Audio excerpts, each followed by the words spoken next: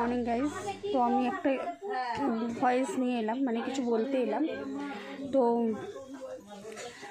সবাই দেখেছো এই বিরাট কোহলিকে, তার এক ফ্যান, তার জন্য মানে তাকে দেখার জন্য বা তাকে প্রণাম করার জন্য, ভগবান মানে সে, তাকে প্রণাম করার জন্য পুরো মাঠে দৌড়েছে তার কাছে, একদম গিয়ে তাকে জড়িয়ে ধরেছে, প্রণাম করেছে, শুয়ে সাষ্টাঙ্গে প্রণাম করেছে।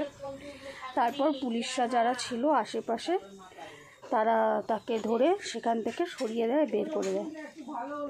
এখন শুনছি ছেলেটাকে গ্রেপ্তার করা হয়েছে। ছেলেটার কী দোষ ছিল সেখানে গ্রেপ্তার করেছে ছেলেটাকে? একটা ফ্যান, তো পাগল ফ্যান। যাই হোক, পুলিশরা সেখান থেকে মাঠ থেকে বের করে দিয়েছিল, সেখান পর্যন্ত ঠিক ছিল, কিন্তু গ্রেপ্তার করার কী ছিল? এদিকে এইসব মানুষগুলোকে গ্রেপ্তার করা হচ্ছে সঙ্গে সঙ্গে, আর এদিকে যারা রেপ করছে, যারা খুন করছে দিনে দুপুরে, মানে যাচ্ছে তাই জঘন্যতম কাজগুলো করছে, তাদেরকে খোলা ষাঁড়ের মতো ছেড়ে দেওয়া হয়েছে, যাতে তারা আরামসে আরও এই কাজগুলো করতে পারে। এটাই হচ্ছে আমাদের পুলিশের কাজ। বলি না, আমার পুলিশ নামে একটাই কথা আসে, বা সরকার নামে একটাই কথা আসে, সেটা হচ্ছে খামাচুর ছেলে।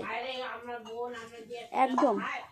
তাতে তুমি এই ভিডিওটা যদি আমার কোনো পুলিশ স্টেশনে পাঠায় বা কোনো সাইবার ক্রাইমে পাঠাও, কোনো ব্যাপার না, আমিও জেলে যাব। কিন্তু আমি বারবার বলবো, পুলিশ ছিঁড়তে পারে, শুধুমাত্র বেকসুর লোকেদের ছিঁড়তে পারে।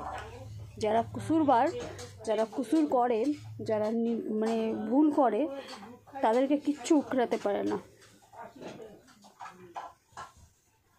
আমি তো পুলিশ দেখলেই খিস্তি দেব। আজকের ডেটের পুলিশরা পুলিশ নয়, নামেই পুলিশ। ওরা যদি চুড়ি পরে, সায়া ব্লাউজ পরে, শাড়ি পরে লোকের বাড়ি বাসন মাজতে যায়, তাহলে ওটা বেটার হবে, আমি মনে করি।